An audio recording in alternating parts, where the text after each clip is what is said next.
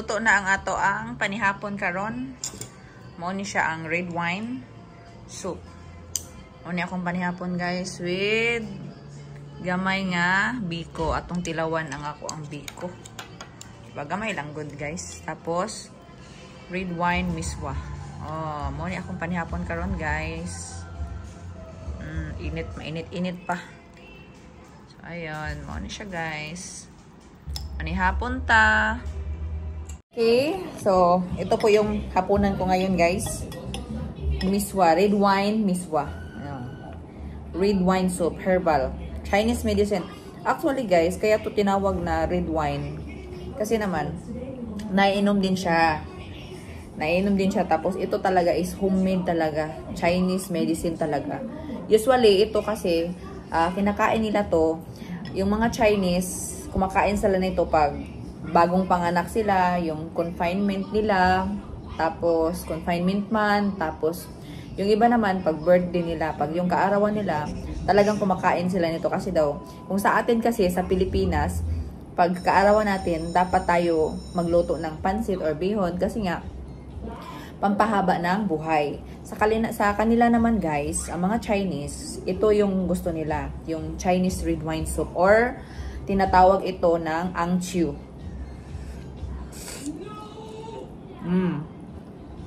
Masarap siya guys. Lalo na pag yung ginamit mo na manok is native chicken. Masarap siya pag native chicken. Masarap din naman to.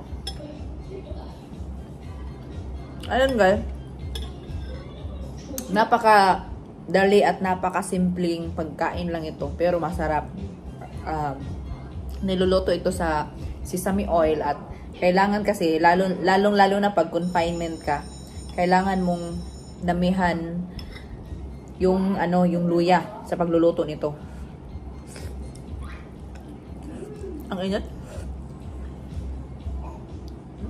Tingnan ako ng alaga ko. So ayun guys.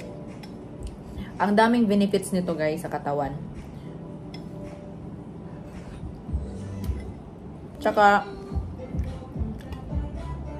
ewan ko ba sa kanila, napakahilig talaga nila sa noodles. As in, mahilig talaga sa noodles. Kahit mag-noodles ka araw-araw, yun yung ikakasaya nila. Kaya kasi sa akin,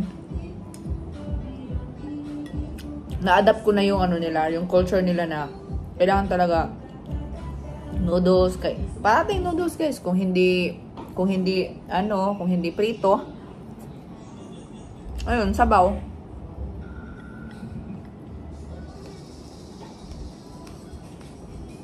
Yung sa atin kasi, yung miswa, inalo lang natin sa sa sardinas.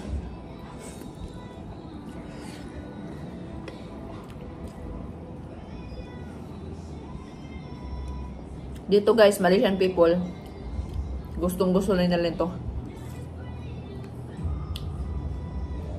Pinakain ko nga yung luya.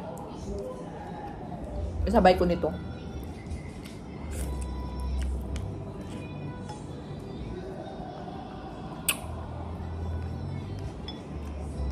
Sarap.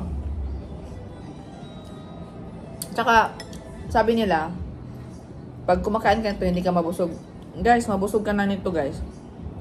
Sa atin kasi, sa Pilipinas kasi, more on rice tayo. Kailangan talaga may rice talaga. Dito kasi natuto na akong mag-minimize nagkain ng rice. Yun nga, more on noodles.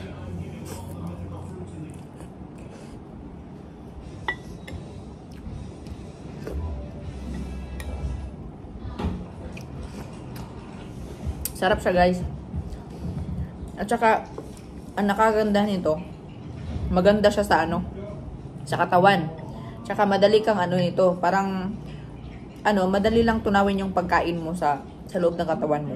Yun, parang madali lang siyang na digest. Ayun.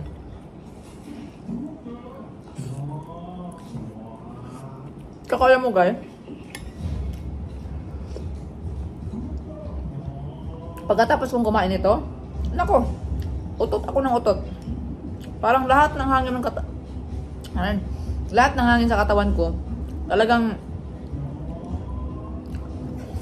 nilalabas talaga nito. Yung iba kasi is iniinom, pero sa akin kasi, sa amin, dito, inahalo ko sa pagluluto. Ayun, inaantok na yung alaga ko.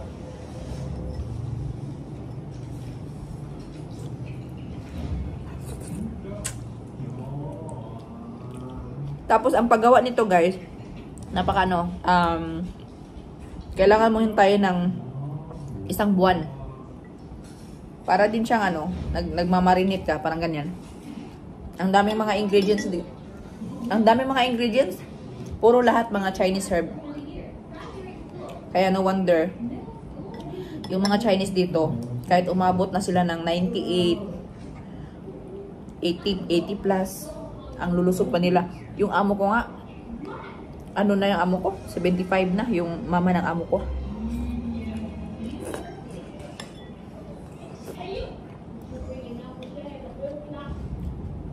$75 na guys, pero nakakapag-drive pa. Nagda-drive pa yan ng malayo. 75 na yan ha. Kaya nga, yung mga Chinese talaga, when it comes to health, napakamasilan talaga nila. Pag kumakain lang kami sa labas, hindi ka talaga, hindi mo talaga sila makikita na umiinom ng soft drinks. Lahat tea, tsaa.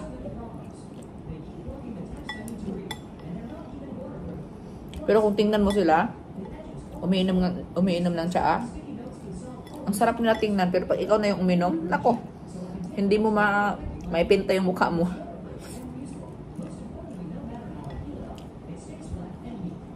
Sa atin kasi sa Pilipinas, lalong-lalo na pag masarap yung ulam natin,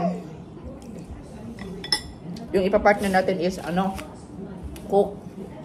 Diba? Kaya minsan, yung iba, pagkatapos ng kain na high blood. Pero sila, chill lang.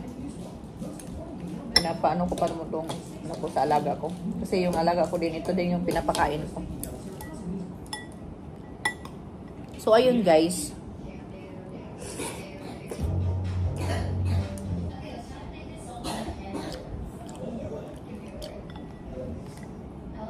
Napakaganda at napakasarap. At napakadali.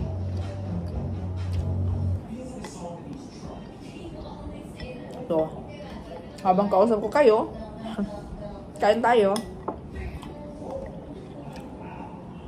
Sa totoo lang, no, dati hindi ko to gusto eh.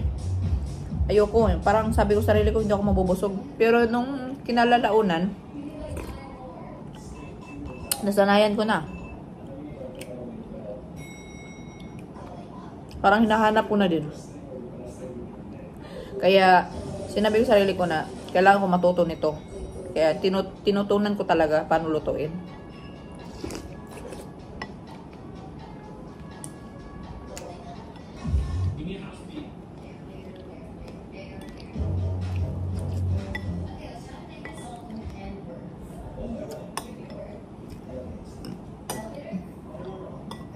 Ayan. Hindi pa ako tapos kumain pero nag-barf na ako. Yun, yung mga hangin. Talaga ginakain ko talaga pati luya. Pagkatapos nito ay nako, lahat ng hangin sa katawan ko nilalabas.